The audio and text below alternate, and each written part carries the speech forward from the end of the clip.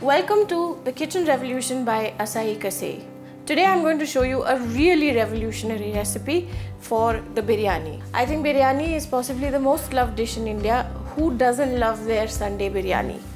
And today we are going to do a version that is low in fat and still tastes perfect. Today I'm going to show you how to make dum biryani in a way you've never seen before. Now normally when we make a biryani, we need to make a large batch. It's not possible to make biryani in small batches. Today I'm going to show you how you can do that in small batches for just 2 people. So even if you're one person, you can make 2 parcels, have one for dinner or lunch and carry the other one for tiffin the next day. And we have Asahi Kasei to thank for this revolution in our lives.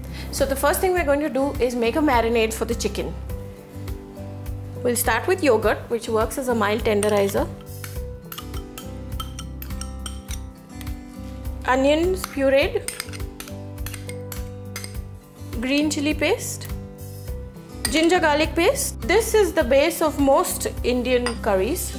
Coriander and mint paste. Some chilli powder. A little bit of turmeric. Coriander powder. Now that all our marinade ingredients are together, we'll give it a good mix. When your marinade ingredients have come together properly, take a chicken leg. As you can see, I've slightly scored the chicken legs. This is going to help the marinade ingredients infuse right up to the bone of the chicken piece. So put your chicken piece into the marinade and make sure that it's well coated with the marinade. So if you're doing this impromptu, you need to marinate the chicken for about half an hour minimum, but the longer you marinate it, the better the flavors are going to incorporate. So the great thing is, I'm going to show you a tip now by which you can actually marinate the chicken well in advance and use it as you require it. I am going to use some of Asahi Kasei's premium wrap to cover this chicken and put it in the fridge to marinate.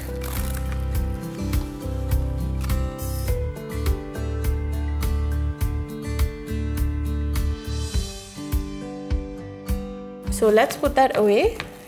So our chicken has been marinating for a while now and it's time for us to make this biryani. So now I'm going to show you another revolutionary product by Asahi Kasei, which is their frying pan foil.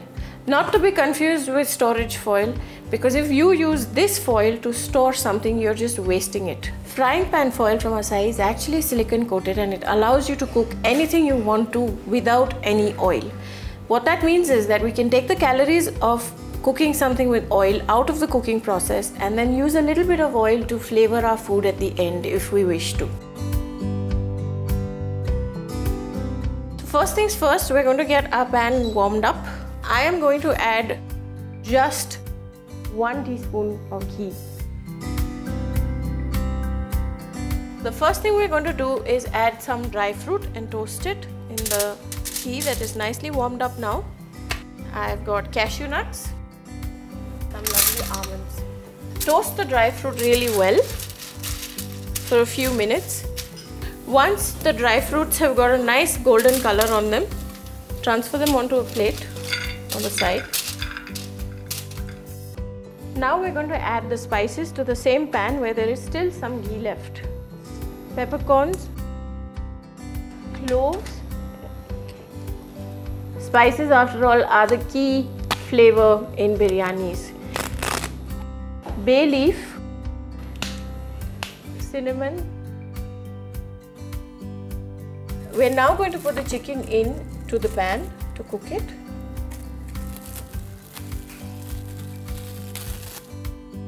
Simply take your chicken that has been marinating and place it in your pan.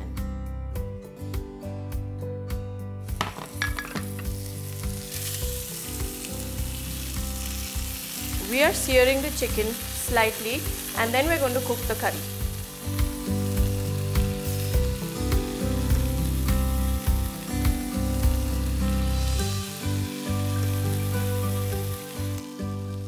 So one thing that you should watch out for to know whether your chicken is cooked or not is when the flesh goes from translucent pink to opaque white, which is what has happened on the first side.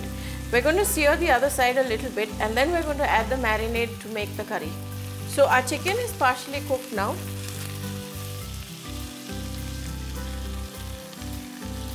Give it a good stir and then just let it be for a little while until the oil rises to the top. My chicken is ready, it's smelling wonderful, and it's time to reveal the surprise part of this dum biryani recipe. We are going to make biryani parcels using the third revolutionary product from Asahi Kasei, the Asahi Kasei cooking sheet. This again is a silicone coated sheet. Just pull out as much as you need and easily tear off. Place your butter paper on a plate or a platter. I've got parboiled potatoes here. I'm going to put a thin layer of the rice on top of my parboiled potatoes. This rice has also been partially cooked. To make sure that the flavors go through the entire dish, we're going to put a spoonful of the curry. Now take the chicken leg and place it squarely on top of the rice. Take some more rice.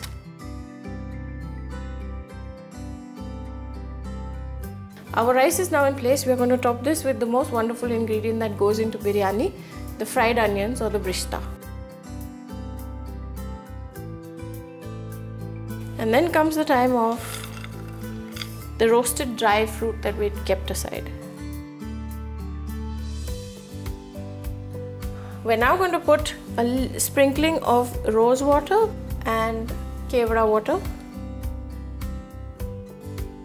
some saffron that's been soaked in milk. This is going to give the rice that characteristic yellow and white mix that we associate with biryani.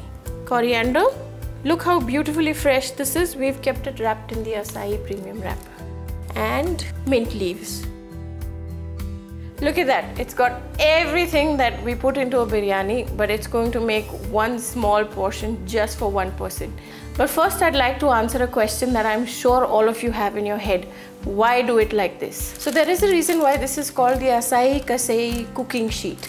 Because not only can you use it in the oven for baking on, like you would use butter paper, but it is a moisture proof cooking sheet that actually allows you to cook and keep all the moisture, all the flavors inside the packet. Which is why I have used it today, because the Asahi Kasei cooking sheet is replicating what a dum vessel would do for you. So enough talking, let's get this parcel wrapped up and in the microwave. And my biryani parcel is ready to go in the microwave. We're about 5 minutes away from eating a delicious biryani.